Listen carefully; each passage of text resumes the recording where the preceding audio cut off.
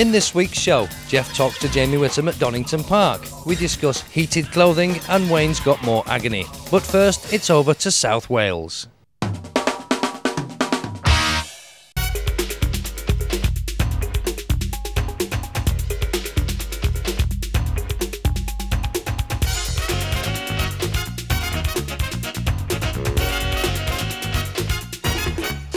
Kawasaki performance machines. Back in the early 70s you had this, a 3-cylinder 2-stroke.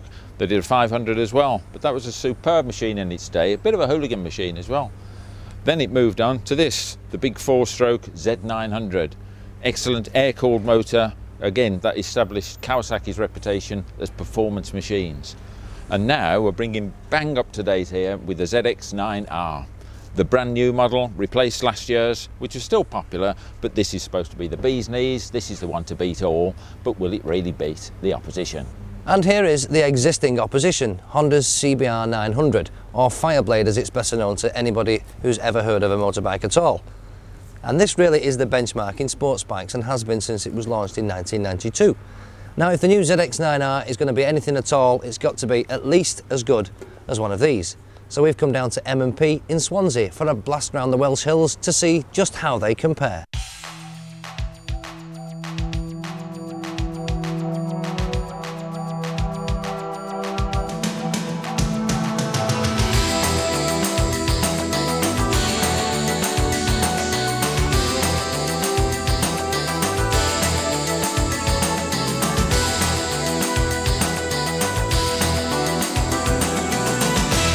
Well, here I am on a very bleak Welsh hillside, and so it's a good job I've got Kawasaki's latest hot piece of metal with me.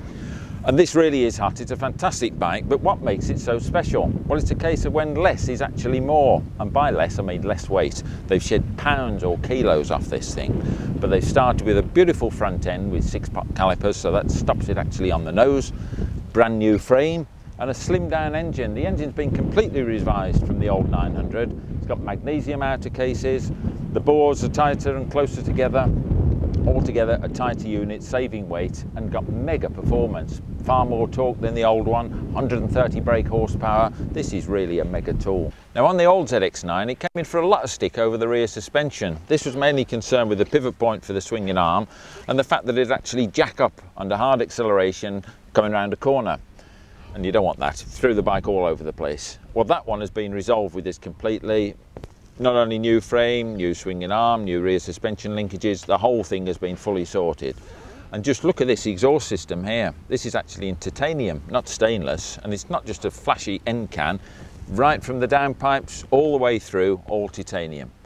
And then you finish off with this beautiful swoopy bodywork in classic green Meanie Kawasaki colours. Just what more could you want?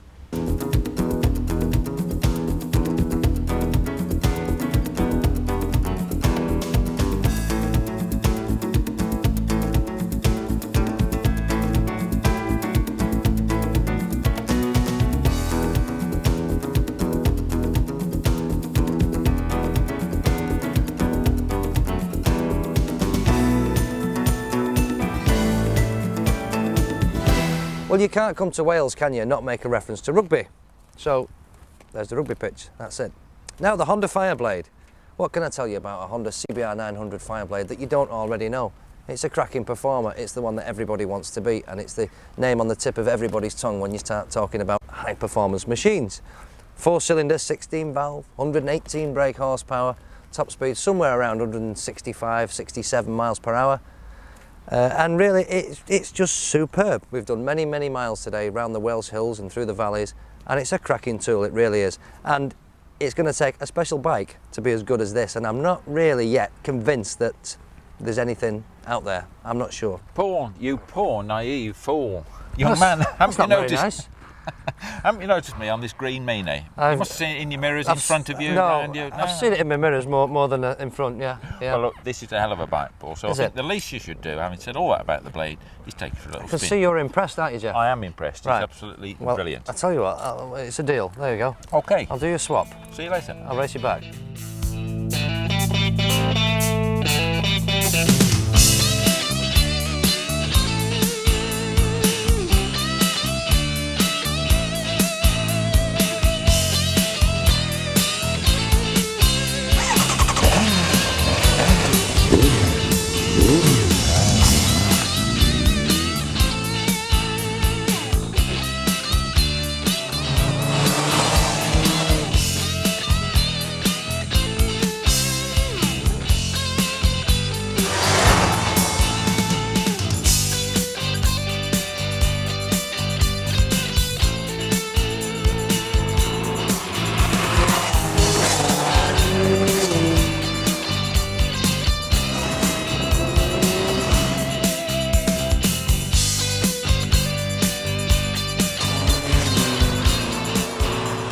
Well, what do you think, Paul? Cracking, isn't it? Lovely, very nice. I've enjoyed my my jaunt around the Welsh mountains and through the Welsh valleys. Some nice villages there along the way, wasn't there? Oh, absolutely brilliant. Very picturesque, I think. Good biking country, I would say. So, Yeah. I mean, that little place we went through, Dangagoslow, was nice.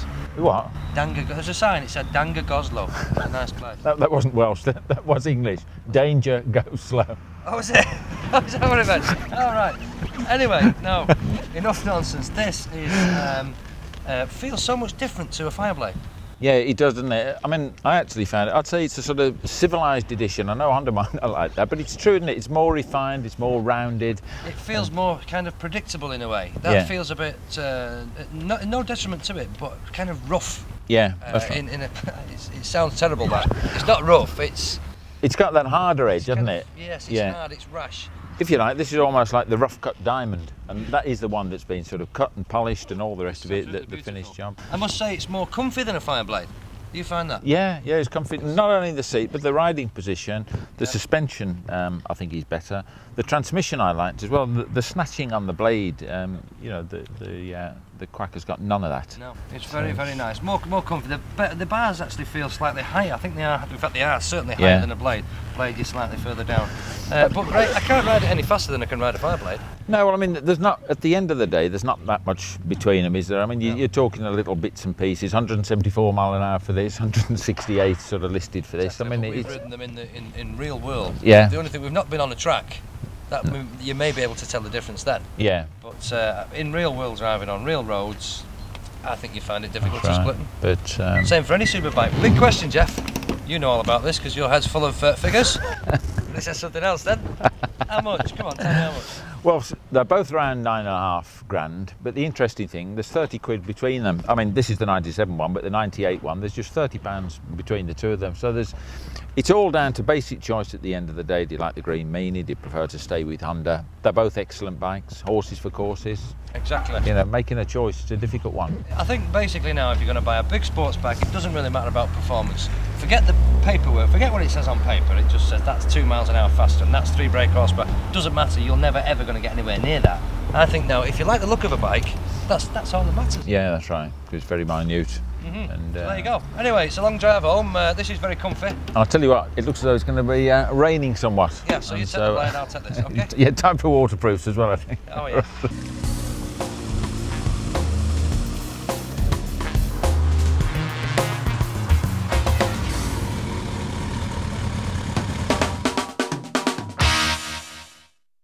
I really enjoy the programme, but about the presenters, you really could do with some...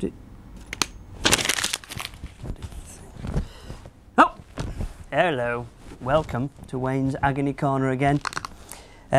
We were rudely interrupted last time, you might remember.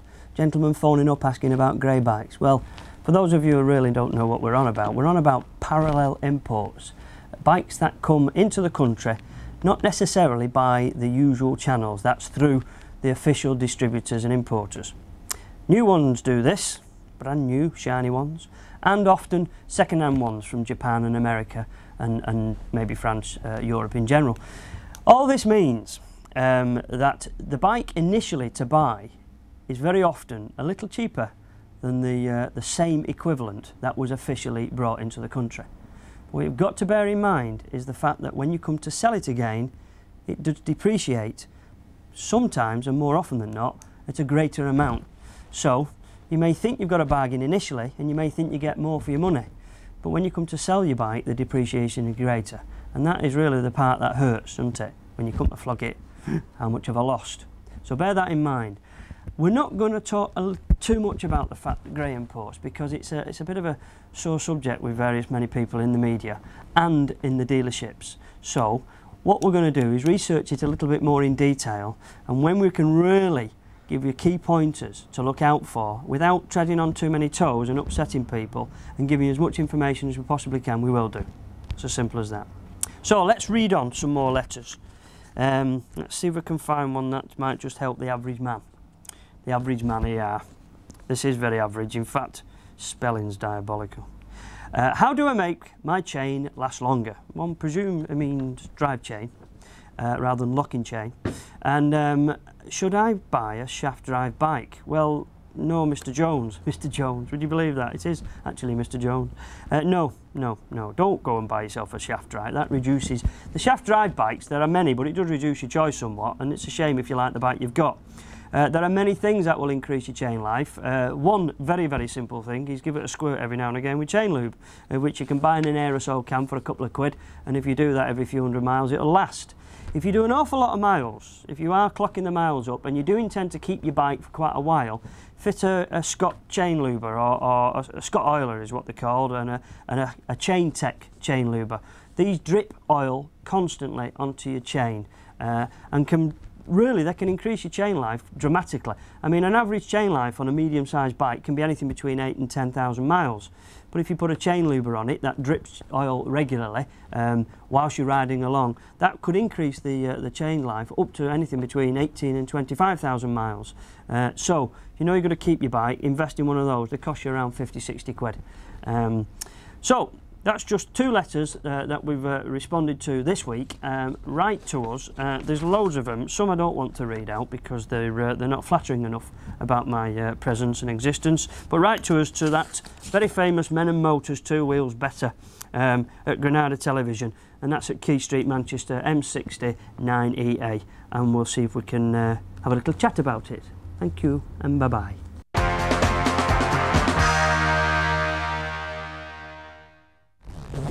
I'm not leaving that on for long. Somebody might beam me up. You look a bit Star Trek-y. Yeah, rather. What? Yeah, this is all your gear that I nicked from you. Do you know, I wondered where it had all gone. Heated clothing. I brought it all back You now. nicked half of our stock. I know. Well, it's going to get warmer now, so I might not need it as much. So what do you think? Good stuff. I like it.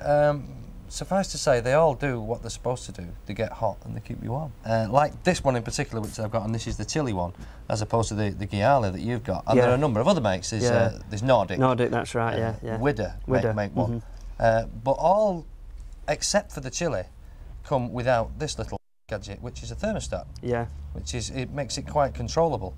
Now, I mean, this is 120 quid's worth, this chilly. With that, and all the others... Yeah, where Nordic and Widder and Ghiali, they want 30, 40, 50 pounds for their thermostat, just in addition to the cost of the waistcoat. Which makes things a little bit dearer then. Yeah. But this, I would say, is very, very good, very, very useful, because it's easy to operate with a gloved hand, because you can put your glove on it there and whiz the little knob round.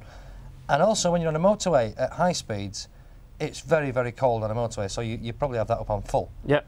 It's hot, and then you come off a motorway and you go into a town and you're in slow-moving traffic, or you're stuck, you burn up. And so you want to just whiz it down, rather than actually unplug it. Right. Because all the others have an on and off switch, don't they? They do. What about this unplugging like now then? Well, can you not make mistakes here? Can people not plug it their own way around or something like that? You cannot get it wrong, because it's quite simple. I mean, the battery connection is the same for them all. It's a couple of little wires. Well, I have one in my pocket over here. One that we can see there. Just 2 connections. 2 connections. Via a fuse. Onto your battery. Got your drift. Idiot-proof, and you just bring it out in a suitable place between your seat and tank's usual. And as I say, idiot-proof. There you go. That just goes in there like that. It can only go one way, and then that is instantly controllable on the thermostat. Right. The only thing to remember is when you get off your bike, is you've got to remember that you are connected to it. Yeah. And it just pulls off. It would actually just pull off. I won't pull it because I don't want to break it, but it would pull off. But you'll only actually walk away from your bike a couple of times because you feel a right crap. And one little improvisation I would make if I was going to use this for a long time on my bike was be a little Velcro patch there, because what they suggest is that you stick that in your pocket or maybe tuck it in your belt. And then you can control it, but it's a bit awkward and fun. And you're suggesting you put it to your bike, I am suggesting a little Velcro patch on your tank there, won't do your bike any harm. That on there, and then when you come off your motorway or your high-speed place and you go into town traffic, you can just do that. Got your drift. And it's easy to do. And that way, see, it's not cumbersome. It might look a bit awkward. What do you do then? Just disconnect it and stick it in your pocket? Pull it up there, and there you go, and that can go in your pocket. So you can go to the party in your waistcoat? You shall go to the ball, eh? Yes, nice indeed. So to summarise, waistcoats are a good idea. They're very good. I would say they're very good. I wouldn't say they were a necessity. I would say I would rather have a pair of heated grips or gloves or boots. To keep the extremities warm. Extremities, neck, boots, hands are the places that get cold. But I would say if you're going on a long journey, doing a lot of winter mileage, and you've got a few bob, it's not a bad little luxury. Well, we've now seen how oils are blended, how they're all put together, but the real proof is out on the racetrack. And what better place than to be at Donington? We're with the Suzuki World Superbike team. We're going to have a word with Jamie Whittam and Lester Harris, the team manager, and our friend Trevor Kemp. Well, you can have all the technology you like, all the oils you like, but without a star rider, your star bike isn't going to go far. And here's a guy who is a star. That's true, isn't it, Jamie? Sometimes. No, you're being modest. How's the season going so far? Yeah, quite well. A bit of a steady start, it's fair to say, but things have looked up just lately, and we've had a couple of rostrum positions, and we're quite happy with the way things are progressing. You've certainly put a lot of work in on the bike, haven't you? And has it mainly been chassis work? Yeah, mainly chassis work. The engine's been quite strong all year. A couple of times we've been fastest bike through the speed trap. So yeah, mainly chassis work, suspension and linkage and geometry, but we're making progress. Now, I know you're known as a rider who can feed back to mechanics just what is going on with the bike and all the rest of it. You're a good guy at setting up, so I've been told. But when it comes to things mechanical, like the engine, do you give the engine a thought when you're absolutely nailing it? Yeah, for sure. I mean, I don't think you can go around the track just listening to the engine, and because you've got so much more things to think about. But sure, I mean, you hear what the engine's doing, and certainly places like Hockenheim where you've got such long straights and you just sat on the bike with it nailed full open, and it's hard to appreciate how the engine actually will stand up to such revs, you know. Certainly at Hockenheim, I thought a couple of times, Christ, how can it keep going when it's just revving it's revving flat out for miles. Yeah. But they seem to keep going. So, but yeah, I mean, I've heard things and come in, and it's fortunately this year it's not been major blowups, but sometimes it can be. But this year we've been fairly sound. We've had a couple of odd noises from bits of the bike, which has never been the engine. Well, that's good news. Now, again, I know from when I met you last time, you like playing with sort of mechanical bits and pieces, as it were. What about engines? I know you don't work on these, do you? But I mean, do you ever play around with engines, or did you when you were younger, much younger?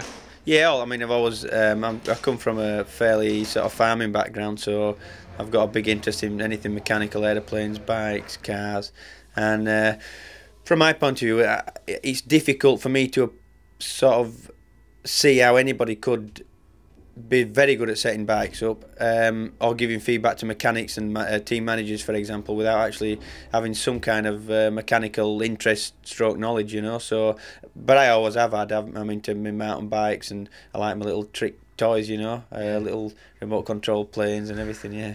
Lester Harris, team manager for the World Superbike squad for, well, Suzuki at least, if not the whole world. How are things going so far? Yeah, it's not too bad. We made quite a lot of progress this year. We've been on the podium twice. There's still quite a lot of work to do, but it's Suzuki's approach to World Superbike is that it's a long-term development program to improve the road bike, the GSXR 750, on which our bike's based. And this testing, we're at Donington, and in fact we're doing evening testing. How often do you have to do this? Well, the evening test actually is fairly inconvenient for us. We decided there was some work that we needed to do. We wanted to test at Donington because it's one of the venues we race at, and we have some data for here. Unfortunately, circuit availability is very limited, and this was the only time we could get. That's true. And there's noise restrictions here as well, isn't there? Yes, unfortunately that's an even bigger problem. Because of the location of the circuit, on several days you have to keep down to a fairly low noise limit. But in fact, for what we're going to do tonight, this is not such a problem because we're doing comparative tests. And if the overall engine performance is down a little, it doesn't matter so long as it's consistent throughout the evening. All right. And just out of interest, I mean, I know this from earlier, but you're actually running with a road bike silencer, aren't you? Well, we had to. We tried to just silence the race pipe down a little, but it was just too close to the noise limit, so we decided rather than lose valuable track time, we would just alter the carburation, fit a road silencer, and just live with the fact that the engine performance would be a little down. Looking at the engine here, this is a standard engine that you run. I don't know when this one last did service, but I can see it is a used one. Just how different is this from a road engine? Well, World Superbike's a fairly strictly controlled formula. The basic engine has to remain the same as the road bike, but they're already in a very high state of tune. But apart from the addition of a dry clutch, which is pretty essential for a racing engine, most of the components are very similar to the road bike, but a huge amount of attention to detail has been paid on reducing friction and just general efficiency. And that results in the increase in performance you see. This is the old traditional line, the old blueprinting, making sure you're matching tolerances and that. Absolutely. Yeah. This is all about attention to detail. Yeah, and this is how you get your reliability and all the rest of it. Yeah. But also you get reliability from oil, which is where this guy comes in. This rather catchy slogan of yours, you say it so I don't get it wrong. Oh, research-led race bred. Yeah, well, that's it. I should have been able to say that dead easy. But I mean, there is a lot in that, isn't there? Yes, we obviously we sponsor race teams to get brand awareness, but most important, we have a technical liaison with the various works teams, and it's data for us. It's development of product. This type of racing is for the motorcycle of the future, or a production bike 2 or 3 years down the road. So for us, we are developing oils with them for when that bike comes out, and we learn a lot from this. At present, you know, we have done a lot of dyno testing with Lester and his team, and specifically for horsepower gains, and but also with complete reliability. Now, I know you're part of Fuchs Lubricants, that big German combine, but are Silklene the only specialist motorcycle oil manufacturer in that? Within the Fuchs Group, yeah, we are the motorcycle brand of the Fuchs Group, and Silklene is a brand now of the Fuchs Group. And you've decided that the best way of doing this, I mean, because you could replicate a lot of this in the laboratory, couldn't you? Yes, we could, and but the proof of the pudding is on the racetrack, because although even with dyno testing, it doesn't throw up a racing condition, and sometimes those racing conditions can be replicated on the road.